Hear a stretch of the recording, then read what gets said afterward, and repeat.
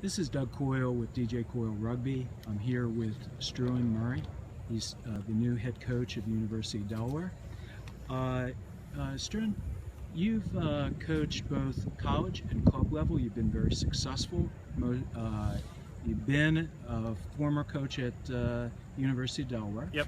And then you moved in the head coaching position at Wilmington. Yep. Could you tell us about both your successes in coaching and the team's success? Sure. I mean, Delaware last time around, I think we were at a pretty good spot. I think for the longest time we'd had a good set of athletes. The team had been successful, and by the time I came on board, they were already sort of in the upper echelon. So they were top 2015s. They certainly went on to be top 37s, coming third at nationals, winning the plate at CRCs. But it became too much family-wise. At that time, we were doing a lot, so I made the decision to step away.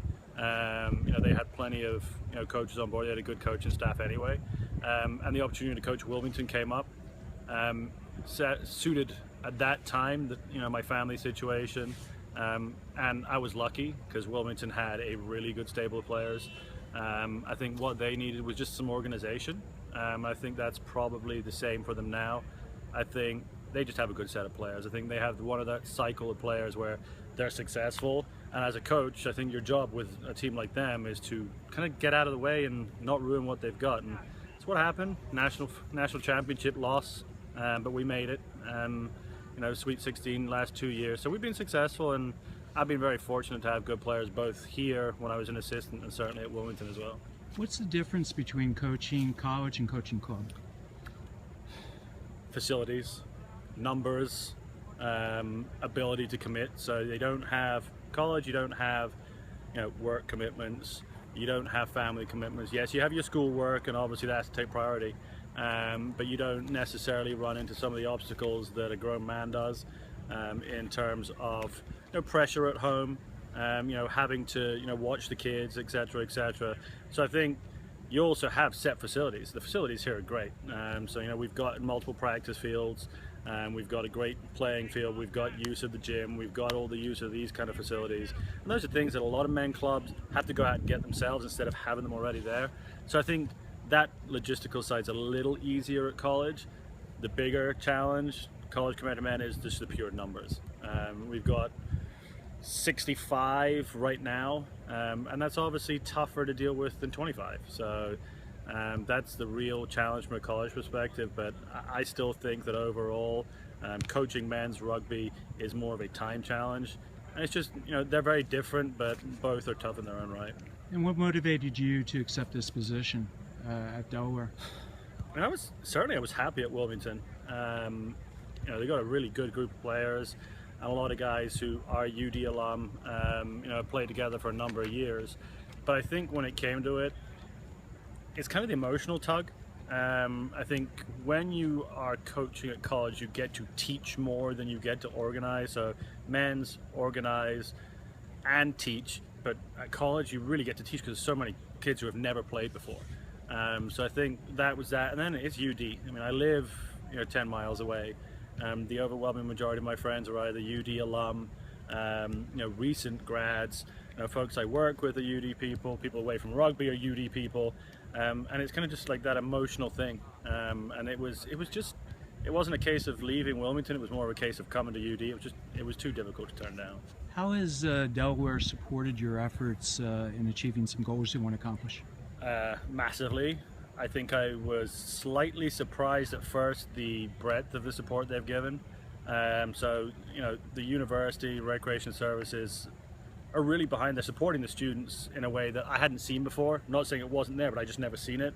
The alumni association are fully behind and fully supportive of what the players are doing. The parents are out in force already. And I think what we're seeing is just a group of adults really keen to see this group of students actually succeed. More than that, have a chance to play. They're talking about increasing membership. With that, potentially comes success. But the level of support from Trish Fitzgerald, Bruce Thompson, folks at the university has been far in excess of what I thought it was going to be, and it's really nice to see. Now, in coming back, you have you're playing an independent D1 Yep. D1 schedule. You're playing basically several D1A teams from Rugby East. Yep. And you're playing almost the rest of your schedule D1 AA. Yep. How would you measure success this season? You've had Delaware's had a 2-year absence. Yep. And maybe you can talk a little bit about that. I mean, first and foremost, I think we've got to make sure that the 65 guys we've got stick around. I mean, that's kind of the main responsibility for us right now. I mean, we've got a sophomore and junior heavy squad, so I think we've only got 4 seniors, possibly 5. Majority are, you know, juniors and sophomores. So I think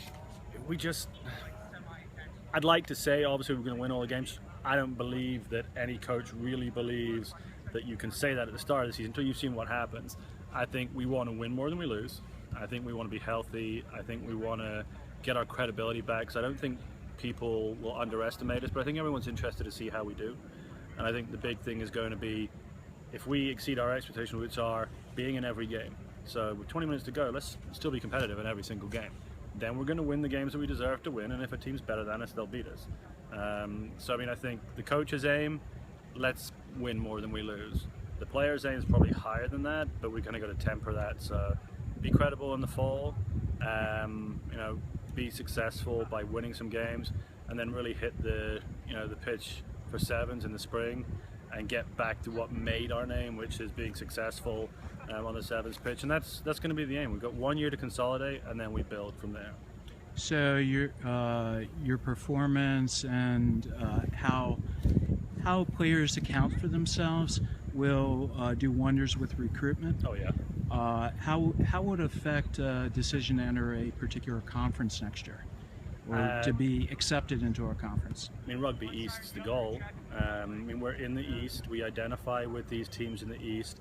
You know, I've had initial conversations with a number of the coaches in the East, via email, via social media, on the phone, wherever it may be. So I mean, I think our target is to be, you know, D1A East next year. That's our target. We're not going to lower our sights, so that's our target. But I mean, again, we've got to prove it. I think that's where we want to be. I think that's the smartest place for us to be able to grow in 2 years, 3 years, 4 years, 5 years, and really be successful. I think we're going to surprise some people, so I think targeting 1A East is the way for us to be. Would their accepting you into the conference mean they also have to expand perhaps another team? I mean, right now they've got 8, I believe. Right. So obviously I'm certainly not, you know, one to say that would have to happen, but I would assume that if there is another team of the caliber who has interest and they have mutual interest, that's exactly what would happen. I don't know any details about that, and like I said, I've just got in touch with some folks, but they've all been super supportive of us. So I'm assuming that the same thing goes for other teams. If there's teams who are capable and want to be in that division, how cool would a 10-team division be? Break into North or South, East or West, whatever it would be, right, and actually have some sort of, you know, conference setup. I think that would be pretty cool, especially given the caliber of some of the teams up in this area. Of your 65 players that are back, how experienced are they as a club in previous rugby experience? Yeah. And which would be your key performers? So I know we've got 15 guys who have never played the game before, which I think is completely normal. I think you come onto university campus, you've got 65 guys, that's pretty normal. We've got a heavy freshman set who have played primarily in Delaware, but we do have some, you know, students who came from Connecticut, Pennsylvania, Jersey, Maryland. So we're starting to, you know, see that again. In terms of real experience, I know there were guys who took 2 years off. I only say took it off because they didn't have the opportunity. They were studying and they weren't going to go home to play a local club. There were a few who stuck around and played for Wilmington, which was good. Most of them are Delaware kids. I think there's only 2 who don't live in Delaware out of school semester. We've probably got 5 or 6 guys who are going to carry us from an experience perspective. You know, they were around before, they're now in their junior or senior year. So they've played for Delaware before. Some only 1 game against St. Joe's, and some for a couple of years. So I think we're going to lean on them. We've got to be player-led because we don't want the coach's voice to be the only one they hear. But I think guys like Chris Mattina, Joe Roberts, you know, Matt Hess, and these are guys who have been around. They've actually played for Delaware before, so they kind of understand it. Tom Abrams is been around, but also is a Delaware kid, Wilmington kid. So a lot of these guys, they know what we expect, but more than that, they're kind of teaching us what they expect, which is been the coolest part about minicamp and the first week and a half of practice. They're setting the bar pretty high. I mean, we're pushing them, but they're setting the bar, and the senior guys are really doing a nice job, which is one of our things. Let them have a voice, and then make them be the leaders instead of us. And it seems to be going okay so far, led by those 5 or 6 guys. Last thing I want to ask, what would you say to potential rugby players, high school players that want to transfer perhaps, to consider UD as a program? It's a great university to start with. Academically it's going to be good, and we've proved in the past what we can do on the rugby pitch. If you see rugby as a profession in the future, we're certainly not going to hinder that. We've got some great coaches here and around the area, both 15s and 7s. Everyone likes to share their knowledge, so we're good there. I just think we're building, and I think everyone has a chance to come in and set the tone and lead and be part of it. I think you're not a freshman coming into a senior heavy class, you're a freshman coming in to restart and rebuild this club. You've got 4 years to prove what you've got, and I think that means that every freshman class that comes in will have seen multiple freshmen playing. We're going to start freshmen. If you're good enough, you're going to play, whether you're 18 or whether you're 21. And we want some diversity, we want people from all over the place, but Delaware is the key. We want kids in Delaware to want to come here to school and to play rugby for us.